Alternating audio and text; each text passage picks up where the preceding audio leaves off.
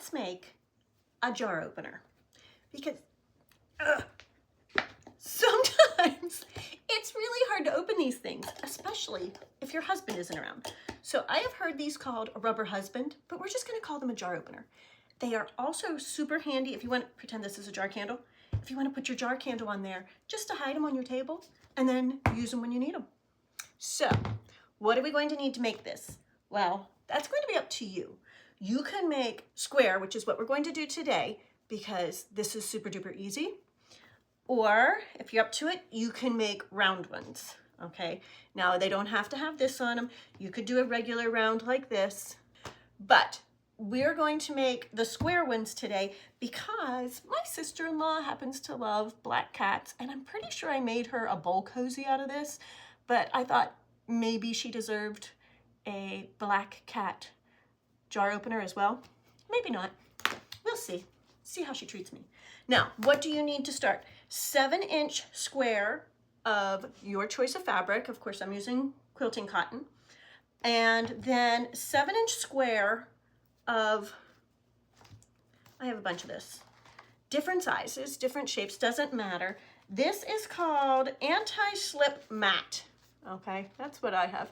I think it's like at the dollar store. I think actually I got these ones at the flea market some time ago, but they're just handy. So I have a bunch of them, different sizes, different shapes, different colors, but this is what I had left over in the right size. So we're going to make it out of this one. So 7-inch and 7-inch. The other thing that I use that I don't know is if it is absolutely necessary, but it definitely comes in handy, is I have this zigzag foot that is a slip sole, so that if you see it's green and it's got like a Teflon coating on it to help it push through without getting stuck to this, because this is rubbery. I'll try it without one and let you know what happens, but I definitely use this sole whenever I'm making mine, okay? Oh, and I forgot, I looked it up, and that sole is called a sliding sole, not a slip sole. I don't know, but I looked, so there's that. And you also will need a chopstick for turning, okay? Okay, so I told you that I would check with my regular presser foot and see what happened. So if you look, I hope you can see this. This was my regular presser foot, no dual feed engaged. So for those of you that don't have the beautiful Berninas with the dual feed, this would just be a regular presser foot. And this was with the presser foot riding on the rubber. The stitch was horrible, kept sticking and gathering. Same thing, I tried it one more time, like kind of pulling as I went. Didn't work well. But when I put it with the rubber side down and used my regular presser foot with no dual feed engaged, look, that one turned out perfectly fine. So it is possible. You can do it even with just a regular presser foot and no dual feed, okay? Okay, so first thing you're going to want to do is take your pretty fabric and put it pretty side down, right matching up your squares or your circles if you're making the circle one, and lay it on your rubber. Now take a straight pin, and I just put one right in the center. And then I'm going to take 2 clippies, and I'm going to mark where I want to leave my hole, oops, to turn it. Okay, so that's where I will not sew. No sew, right there. Now, when you are doing something like this, you never want to start right on a corner, okay? You want to start here and go straight stitch the whole way around and then end at the other clip. Back stitch, back stitch. And that's what we're going to do right now, okay?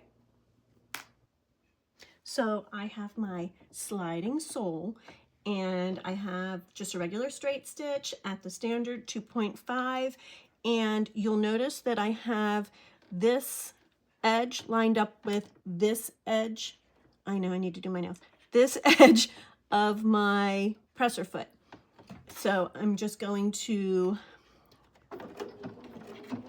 there's my lock stitch, and I'll do a little back stitch for everyone. Don't forget to do yours. And then whenever I get to the corner, when I get here, see how, oh, it just disappeared behind there. Now I know to lift my presser foot, leave my needle down, and turn, and it'll be in the same place on my presser foot.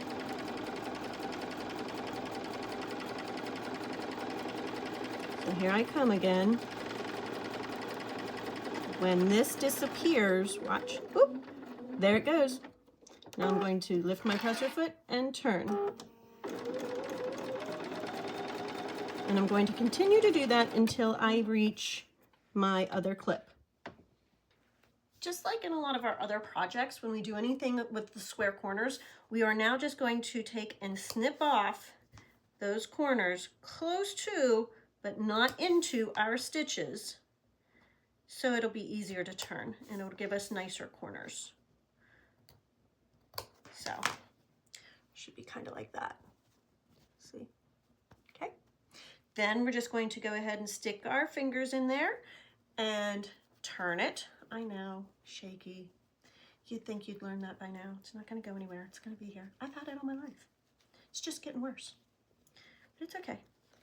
I deal with it. And at this point, you may want to grab your chopstick and make sure that you, don't use anything smaller than a chopstick on this, especially if you're using these bigger ones like this, because you will poke right through. Okay, so be careful with your chopstick. And this one's a little bit smaller of a footprint there, so I can kind of jab at it, but you don't want to jab too hard. Okay, 2 more corners.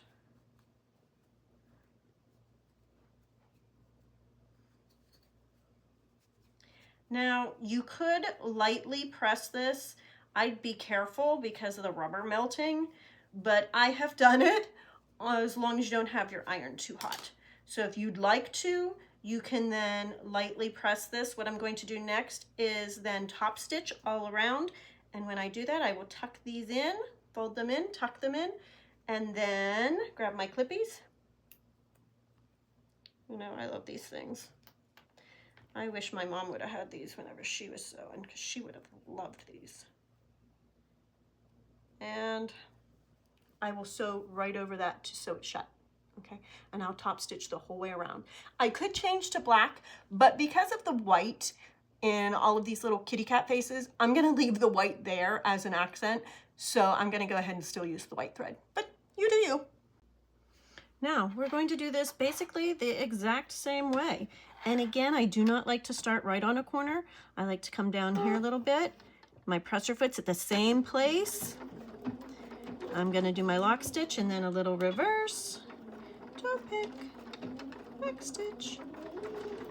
And I'm getting ready to close up that gap. Let's put you here so you don't move.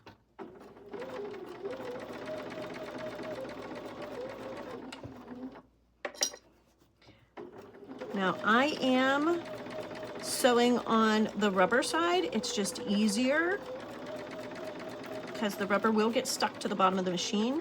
Oops, look, it's disappearing. Now that means turn. And I'm just going to continue around, and when oh, here's another little thought. I've noticed with this one that a lot of times when I turn this corner, I have to use my stiletto just to get it past that.